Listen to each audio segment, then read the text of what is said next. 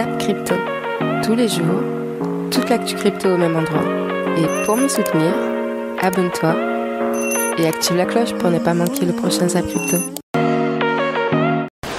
Bonsoir la cryptosphère, j'espère que votre morale va mieux que le Fear and Greed qui a plongé dans l'extrême peur à Veng. Je me demande si ça ne mesure pas juste la déception de l'impact inexistant de The Merge sur le prix d'Ethereum. Et pour finir, le market order flow en recherche d'achat. Alors, j'ai un petit sondage à vous proposer sur Twitter, je te mets le lien juste là. J'ai partagé la vidéo d'une femme qui a braqué sa banque. Bon, je vous en dis pas plus, le café du coin le fera mieux que moi. Je suis vraiment curieuse de connaître votre ressenti face à notre économie actuelle. Alors n'hésitez pas à le partager à vos proches pour qu'on ait un maximum de votants. Allez, je vous souhaite un excellent week-end et n'oubliez pas qu'il vous reste 2 jours pour tenter d'être tiré au sort dimanche sur Twitch et ainsi remporter un NFT. Pour participer, tu as juste à laisser un commentaire sous les apps crypto de cette semaine qui commence du numéro 207 et finira au numéro 212 demain. Ah, bonsoir Blanchette. Allez, bon visionnage à tous, c'était Zap Crypto. Un nouveau proverbe pour cette semaine, qui n'économise pas à temps voulu manque du nécessaire au besoin. Autrement dit, n'investissez uniquement l'argent que vous êtes prêt à perdre. Mais pour vivre sa vie sans aucun souci, la meilleure philosophie, ça reste Hakuna Matata. Avec Goku sur les chiffres d'inflation en 2022 qui apparaissent. Voilà, on a pas mal de pays qui sont mis en avant, le Venezuela comme d'habitude, qui sont les grands gagnants, plutôt les grands perdants, je vais dire. 137% en un an, c'est hallucinant. Turquie, 80% aussi, là, qui a eu leur problème il y a fin 2021, début 2022. L'Argentine, 72%, ça c'est pas nouveau non plus. La Pologne, la Russie, voilà, tous ces genres de pays qui sont assez élevés au niveau de l'inflation. On a la France qui se situe, vous voyez, plutôt bien au niveau des chiffres d'inflation, vous voyez, qui est ici, qui est seulement à 5,8. Alors je dis seulement, c'est quand même énorme, 5,8, mais c'est vrai que comparé au niveau de la liste, on est plutôt bien classé. Et on a d'autres pays comme par exemple la Germanie, donc l'Allemagne, qui sont à 8% et qui sont pourtant bons élèves d'habitude. Donc voilà, c'est étonnant. Et après, bien sûr, les plus importants, enfin ceux qui sont le plus regardés, c'est effectivement les États-Unis, vous voyez, qui sont à 8,5%, ce qui est aussi assez élevé. On est rentré quand même sur, comme tu as dit, sur les cryptos parce que les banques pouvaient bloquer nos assets, les banques faisaient ce qu'elles veulent avec notre argent. Je vous ai partagé une news, on l'a peut-être pas dans le Trello, mais c'est pas grave, on va quand même en parler. Cette Libanaise qui a braqué une banque pour récupérer son argent, elle voulait payer les soins de sa sœur ou de quelqu'un d'un membre de sa famille. Et c'est pareil, c'est une banque qui l'empêche tout simplement de retirer son argent. Et on se retrouve maintenant dans les cryptos avec des entités qui ressemblent à des banques qui peuvent faire ce qu'ils veulent avec nos cryptos. Moïd, apparemment, la meuf, c'est déjà la 3e ou la 4e qui braque sa banque. Ouais, mais j'ai l'impression que là-bas, maintenant, pour récupérer ton oseille, tu dois braquer. Faut venir armé. Faut venir armé. Si tu viens avec juste ta carte d'identité et ton passeport pour prouver ton identité, ça marche pas. Là, maintenant, pour retirer de l'argent libo, faut venir avec un Glock. On vous mettra l'article, je vous invite à le lire. C'est nos voisins, donc c'est pas quelque chose qui ne peut pas arriver en Europe. Là, on parle justement de chamboulement, de monde de demain, de sobriété. C'est arrivé en Grèce il n'y a pas si longtemps, c'est arrivé à Chypre il n'y a pas si longtemps. Faut pas oublier, hein. Ceux qui ne connaissent pas l'histoire sont amenés à la revivre. On arrive dans un monde d'ici les 10-15 années à venir où c'est pas le plus fort qui va survivre, c'est celui qui s'adapte le plus rapidement. Suite à The Merge, donc plus beaucoup de consommation électrique du réseau Ethereum, et ben il y a maintenant des écologistes qui sont en train de dire au Bitcoin, est-ce que tu souhaiterais pas faire la même chose que l'Ether et arrêter de consommer trop d'électricité? Donc il y a plusieurs groupes écologiques qui sont en train d'essayer de lancer des campagnes sur le sujet. Est-ce qu'ils vont réussir? Je ne pense pas. Le Bitcoin n'a pas du tout envie de passer sur du proof of stake, c'est vraiment leur élément différenciant actuellement. Et je pense tant mieux, c'est bien d'avoir de la diversité, d'avoir plusieurs blockchains différentes, plusieurs philosophies différentes pour voir au final qui sera le plus résistant aux diverses menaces et au futur tout simplement. Alors après voilà, ça c'est un article de Findboil, c'est intéressant, c'est que depuis The Merge, c'est peut-être provisoire, c'est peut-être dans le fait de la transition, mais ce qu'ils ont remarqué sur ce site-là, c'est qu'il n'y avait que 2 adresses qui contrôlaient 46% des nœuds Ethereum. Donc ça peut être un souci dans le futur, on verra comment ça évolue.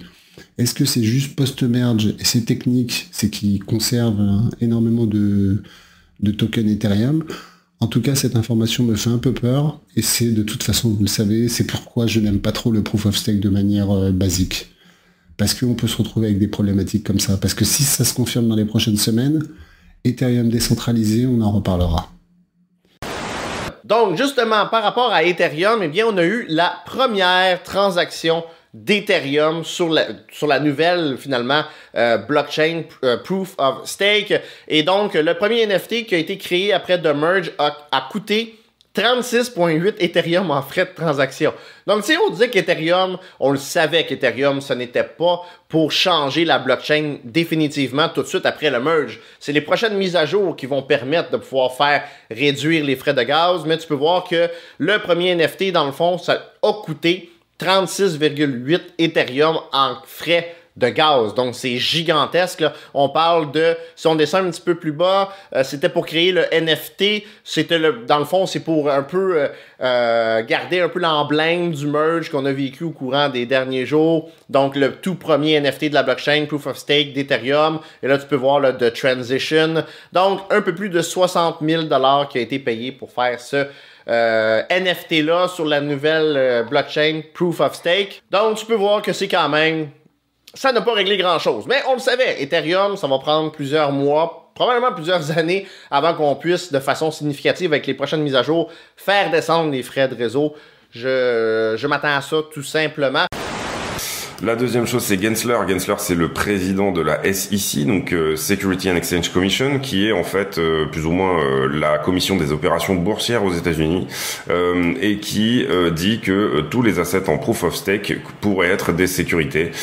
Donc du coup, ici, on parle de ce Howey test. Le Howey test, c'est un test pour savoir si vous êtes suffisamment décentralisé pour être une commodité, ou alors si vous êtes un contrat d'investissement, c'est-à-dire si les investissements vont venir ici remplir la poche de certaines personnes, et donc du coup ici ça c'est pas très bon pour Ether pour le coup, puisque Ether vient de passer en proof of stake. Il nous dit que globalement, alors qu'auparavant il a évoqué la possibilité que Ether soit aussi une sécurité, là c'est un petit peu un retour en arrière, puisque à demi-mot il dit que tout ce qui est en proof of stake devrait être potentiellement considéré comme une sécurité. Ça veut dire quoi? Ça veut dire que pour être mis sur le marché aux États-Unis, il faudra que vous fassiez signer tout simplement des contrats d'investissement un peu à tous vos investisseurs, et il faudra que vous fassiez, à chaque fois que vous faites des investissements, etc., que vous en portiez connaissance à la SEC, et ça c'est jamais très bon par rapport à l'innovation. Ça risque de freiner un petit peu l'innovation autour des cryptos. Je vous l'ai déjà dit, Lens, c'est une infrastructure pour les réseaux sociaux. Donc, il y en a plein de ces réseaux qui sont connectés, notamment les deux plus gros qui sont ici, Lens et Fiverr. Moi, mon profil, celui que j'utilise le plus en tout cas, il est sur Lenster. Mais, et c'est toute la clé et la première info à retenir du fonctionnement, c'est que votre profil est un NFT. C'est-à-dire que lorsque vous allez signer la première transaction avec votre handle, vous allez créer un NFT associé, et donc votre arrobas sera un NFT sur votre adresse. Ce qui veut dire que si vous avez 100 000 followers sur Lenster, que vous partez sur Fiverr, vous avez 100 000 followers. Et inversement, c'est votre NFT qui a cette information. Donc si demain, Lenster change ses conditions générales d'utilisation, que ça ne vous plaît plus ou que vous vous faites striker sur ce réseau, bah vous pouvez développer le vôtre ou partir sur un autre et garder toute votre communauté et toute votre historique avec vos posts et tout ce que vous avez fait. Donc c'est la première force du réseau social et surtout donc de l'infrastructure de Lens. Moi, j'utilise Lenster, c'est mon réseau social favori. Le Fiverr est sympa aussi. Il y a même une application Fiverr sur le téléphone qui n'existe pas pour Lenster. Donc ça, c'est assez cool. Vous pouvez utiliser un peu comme Twitter sur votre téléphone et vous pouvez signer si vous avez relié votre wallet à Fiverr et si vous avez MetaMask ou autre sur votre téléphone. Moi, je préfère quand même Lenster sur le ordinateur. Et donc, sur mon profil, donc 757 followers, 14 following. Les stats de Lens sont publics puisque, encore une fois, c'est du Web3 sur la blockchain. Donc, stat.lens.xyz. Au moment où j'enregistre cette vidéo, on est autour du 15 septembre. Il y a donc environ 70 000 profils qui ont été claims, qui ont été créés sur Lens. Je vous rappelle qu'on est encore en bêta. Donc, c'est normal qu'il n'y ait pas tout plein de gens parce que c'est pas encore ouvert à tout le monde. Restez jusqu'à la fin pour avoir votre handle. Et je vais vous expliquer comment ça marche. Donc 750 followers, 14 following, unfollow, la bio des personnes. Ça c'est assez classique, on dirait Twitter. Mais là où ça change beaucoup, c'est justement sur les petites icônes qui sont juste là. Et on va les voir en détail ensemble. Revenons aux autres informations qui ne sont pas liées à Ethereum et qui ont marqué l'actualité crypto de la journée, avec l'Égypte qui se montre très hostile aux cryptos. En effet, la Banque centrale a renouvelé ses avertissements contre les cryptos en déclarant que l'émission, l'échange et la promotion des crypto-monnaies, ainsi que la création de plateformes pour les échanger et toute autre activité en lien avec les cryptos sont formellement interdits en Égypte. Et pour dissuader les plus audacieux, ils préviennent que tout contrevenant peut faire face à une amende pouvant aller jusqu'à 51 000 € et une peine de prison. Mais je précise que d'après le rapport de AAA qui a classifié les pays par leur taux d'adoption des cryptos, les Égyptiens possédant des cryptos représenteraient 1,8% de la population. Petit dernier point sur Tornado Cash, parce que là, le Trésor américain, vous savez, qui avait interdit Tornado Cash, revient un peu vient préciser un peu les conditions. Il dit notamment que Tornado Cash est peut-être utilisé pas que pour blanchir de l'argent, mais pour des raisons légitimes. D'ailleurs, Vitalik Buterin avait annoncé qu'il avait utilisé Tornado Cash pour envoyer des Ethers à des associations. Et après, on voit que en fait, le Trésor dit que, et ça pour moi c'est très important, c'est que ce n'est pas illégal d'interagir avec le code qui est open source. Et ben, ce qu'il faut pas perdre de vue, c'est que des Tornado Cash, il y en a déjà 10 qui sont réapparus. Enfin, le code il est open source. Et donc si c'est pas illégal d'interagir avec le code open source de Tornado Cash, c'est donc pas illégal d'interagir avec ses forks. Et donc, voilà, en fait, je veux dire, ça va tellement vite dans la DeFi, tout est tellement open source que, je veux dire, bannir Tornado Cash, ce n'est pas bannir tous les autres forks.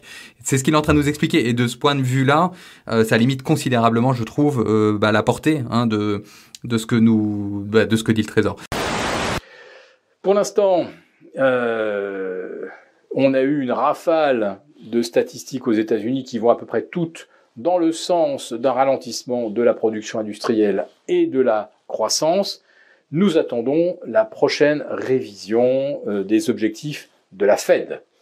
Ça sera peut-être une nouvelle douche froide pour les marchés, parce que la Fed l'a dit et redit, même si la croissance temporairement venait à chuter ou même à basculer en territoire négatif, sa priorité des priorités reste de combattre une inflation qu'elle a niée farouchement et avec une dose de déni assez stupéfiante durant toute l'année 2021 pour nous dire aujourd'hui, pas de pitié, on triomphera, on terrassera l'inflation quitte à envoyer l'économie en récession. Eh bien, si ces paroles de la Fed ne suffisaient pas, effectivement, à calmer des marchés qui sont encore très très très hauts d'un point de vue historique, les taux courts qui ont franchi la barre des 4%, ça suffit à lui seul à provoquer la correction des marchés. Voilà, donc quand va-t-elle débuter? Sur quel catalyseur? Nous n'en savons rien. Donc aujourd'hui, ce qu'il faut vraiment surveiller, c'est ce support qu'on est en train de casser, de tester. Techniquement, pas besoin d'avoir fait des années d'analyse technique pour savoir que si on clôture en dessous des 3900 ce soir, non seulement on casse ce support, mais en plus on casse ce support en base weekly, donc ça n'arrange pas les bidons du reste. Donc globalement, cette fois, on sera parti officiellement pour aller chercher les bas du mois de juin qui se situent autour de 3600. Donc on a encore largement de quoi baisser sur le S&P 500 ces prochains temps. Donc il faudra faire très très très attention. Moi, je suis globalement quelqu'un de bullish. Vous savez, bon, depuis quelques temps, c'est vrai, on m'a dit ouais, t'es devenu super négatif.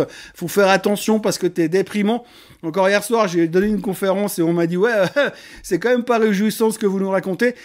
Effectivement, je suis prudent, je suis réaliste, les choses ne vont pas très très bien et c'est vrai que je suis pas super positif. Mais globalement, historiquement, depuis que je fais ce métier, je suis bullish sur les marchés financiers et généralement quand je commence à tourner du côté obscur de la force, quand je commence à tourner bearish, eh bien c'est généralement là où le marché décide de remonter. Alors, je me souviens d'une fois dans ma carrière où finalement je me suis décidé à shorter le marché, c'était plus ou moins les bottoms. Donc finalement, peut-être que c'est pas plus mal que je sois aussi négatif que ça. Là, on va aller chercher les fonds les plus bas, trouver comment on va digérer finalement les prochaines décisions de la Fed. Et je pense qu'à moyen terme, ça devrait relativement bien se passer. On va peut-être vivre un mois de septembre compliqué. Et puis après, octobre, novembre, on va commencer à parler de rallye de fin d'année. Allez, on peut rêver. Espérons que je sois encore un petit peu négatif quelques jours, histoire d'aller faire les fonds. Et puis après, on pourra commencer à racheter. Sur le SP500, un support très important à tenir, sinon il va mener le Bitcoin, le Ethereum et tous les cryptos tout de grève, donc très important de tenir ce support rouge ici. Si on prend le Fibonacci, on est pile dans la zone danger, donc également zone très importante à tenir. Et si on pète ça à la baisse, eh bien on peut très facilement descendre ici, comme dit mercredi, jusqu'à environ 3639, ça peut faire très mal pour le SP500, pour les cryptos. et pour tout le stock market en général. Mais on a quand même pas mal de support ici. Là, c'est vraiment le dernier niveau de support. Après, c'est tout de grande, quoi. Globalement, on a sur Bitcoin, on va se mettre ici comme ça. On a un momentum qui est plutôt dégueulasse en daily, avec 3 jours de baisse consécutive ici, un pâlissement du MACD depuis 3 jours. On pourrait passer bearish sur le momentum, un point de vente sur Cypher ici, qui est lui aussi vendeur, avec une VWAP qui ne se rapproche pas du zéro, et un stochastique qui est à la plongée. Donc là, on a encore de la place. Si le stochastique doit faire un aller-retour jusqu'au zéro, on a encore de la place pour chuter en daily sur Bitcoin, littéralement. Donc ici, qu'est-ce qu'on va regarder? On va regarder si ce support des 19,5 tient bien. Si c'est pas le cas et qu'on a encore vraiment de la place ou qu'on latéralise pas à partir de là, tout simplement, on viendra ici chercher les 18,7. Les participants réalisent de moins en moins de pertes, ce qui est souvent le cas lors de la fin des tendances baissières. Idem avec la SOPR, où nous pouvons voir que les participants réalisent de moins en moins de pertes sur leur ratio de rentabilité, et il serait intéressant de voir la SOPR trouver support sur la zone de neutralité avec la SOPR égale 1, pour ensuite nous offrir une jolie tendance haussière, peut-être pas forcément un marché haussier tout de suite, mais au moins une tendance haussière de soulagement pour un premier temps. Ensuite, nous avons pu identifier un creux local en observant l'offre des investisseurs à court terme lorsqu'elle est en perte de plus de 98%. Ensuite, nous avons pu déterminer un indicateur nous permettant d'observer les phases finales de marché baissier lorsque le prix réalisé des STH passe sous le prix réalisé des LTH, donc quand le coût de base des investisseurs à court terme passe sous le coût de base des investisseurs à long terme, qui ensuite donne lieu à une nouvelle tendance haussière lorsque la courbe rose repasse au-dessous de la courbe bleue. On était bien dans un événement buy the rumor, sell the news, et cette fois-ci c'était pas différent. Donc voilà, comme expliqué la dernière fois, c'est bien dans les projets crypto qu'il y ait une carotte, qu'il y ait un narratif, qu'il y ait des promesses, et des fois la technologie, la bonne technologie, ou quand elle est déjà livrée, ça n'excite personne. Hein. On essaye de pricer à l'avance. Et il se trouve qu'on n'a pas eu le short squeeze tant attendu parce qu'il y avait un play qui consistait à short les perpétuales et à long le spot pour obtenir les coins de fork. Et malheureusement, ceux qui ont joué le coup du short squeeze se sont fait niquer. Donc voilà. Et actuellement, est-ce qu'on peut penser que ça va recover vite fait? Il y a peut-être, mais il n'y a pas d'incentif, il n'y a pas de narratif. Et ok, il a bien monté. On a vu ce play du merge se jouer ici par une grosse force relative par rapport au Bitcoin. Et maintenant, pourquoi il serait plus fort, hein? Et on commence à voir un ETH BTC qui commence à retourner dans son range. Donc ça ne veut pas dire que TH ne retrouvera pas de la valeur, c'est un très bon coin, il est fortement adopté, c'est globalement un petit peu le cœur de la crypto, hein, si on considère que la plupart des shitcoins sont des tokens indexés ou alors des chaînes qui travaillent avec, fortement adopté par quasiment toutes les startups de la Silicon Valley. Mais n'empêche que pour le moment, le graphique dit c'est dégueulasse et plus trop de raisons de s'exciter. Il n'y aura aucun mal pour qu'Ethereum retraite des ATH et aille au-dessus des 4500 $. Il faut juste revoir votre équation supply-demande. Mais surtout, je vous dis, ce dont personne ne parle aujourd'hui, c'est qu'il y a un autre facteur là-dedans. Dans la demande, un protocole qui a peu de dépenses et qui réalise des millions de dollars de profit, voire des milliards, vous pensez que ça ne crée pas de demande? Parce que c'est quand même la base du truc. Moi, j'ai l'impression qu'il y a beaucoup de gens aujourd'hui qui se sont mis mais des œillères à un point où vous avez tellement joué au casino avec le trading, des cryptos, etc., que vous en avez oublié qu'à la base, on recherche des réseaux qui doivent normalement générer des profits. Alors au début, il y a la phase de compétition, d'incentivize, etc. et tout ça. Donc évidemment, tout le monde y va de son inflation pour diriger le capital. Créer de nouveaux protocoles, faire des grants, etc. Tout ça. Ou rémunérer les VCs qui ont payé le développement initial, etc. Tout ça, c'est normal. Il faut que ce soit fait via un coût de l'inflation. Mais là, concrètement, putain, c'est la première fois de toute sa vie qu'Ethereum gagne de l'argent. Et c'est pas juste la première fois de sa vie, c'est la toute première blockchain au monde qui est profitable. C'est-à-dire que son coût de financement est inférieur à ses revenus. Ça n'est jamais arrivé dans l'histoire. Il n'y a aucune autre blockchain. Alors, vous pouvez raconter toutes les conneries que vous voulez sur est-ce que le merge va buy the rumor, sell the news, il y a tel pattern de WXY mes couilles, de Chinku qui croise je sais pas quoi. Faites ce que vous voulez. Mais il y a quand même un moment donné où franchement, je trouve ça déplorable que personne ne parle de ça. Donc c'est pour ça que je vous fais cette émission. Alors j'aime pas, comme je vous dis, juste taper sur les autres avec leur délire d'analyse technique de court terme. Je trouve ça, encore une fois, très déplorable. Mais bon, restons rationnels. Si on doit faire une analyse de prix, d'accord, il n'y a pas de W machin, je sais pas quoi. On est dans un range. Ça va très très vite. Donc déjà, si on fait abstraction du contexte, ce dont je viens de vous parler, c'est-à-dire qu'on vient quand même de se manger une énorme pattern de déflation, ça c'est l'autre modèle que je vais reprendre, hop, celui-là, hein, qui est donc de dire on est parti comme un couteau qui tombe, etc., alors que la valeur moyenne est clairement à la hausse, hein, je vous l'ai dit. De toute façon, la demande sur Ethereum va revenir au moins au niveau de 2021, avec une réduction du supply, et en plus de ça, aujourd'hui, on fait des profits. Donc, bon sang, bonsoir. Et je parle même pas des ruptures technologiques, qui sont, à mon avis, presque garanties, mais restons objectifs. Donc, ce cocktail-là, si vous ne comprenez pas qu'à chaque jour qui passe, la valeur d'Ethereum, elle monte, on a le droit de ne pas être d'accord sur le niveau relatif de cette valeur. Là, ici, encore une fois, j'utilise des modèles, d'accord ? Modèles qui sont quand même, et qui ont fait l'épreuve du temps sur des marchés bien autres que les cryptos, et particulièrement la méthode de la régression linéaire. Voilà, bon, la régression linéaire, elle nous dit aujourd'hui, hein, le prix minimum d'un Ethereum, c'est à peu près 2002, quoi. Et c'est vraiment au stricto minimum, d'accord ? Et là, je prends toute l'historique de vie du truc.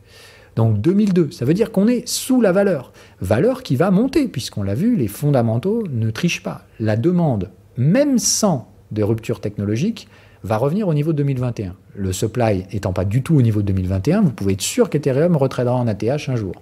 La question, c'est juste, qu'est-ce qui se passe si en plus de ça, on ajoute des bénéfices et des ruptures technologiques ?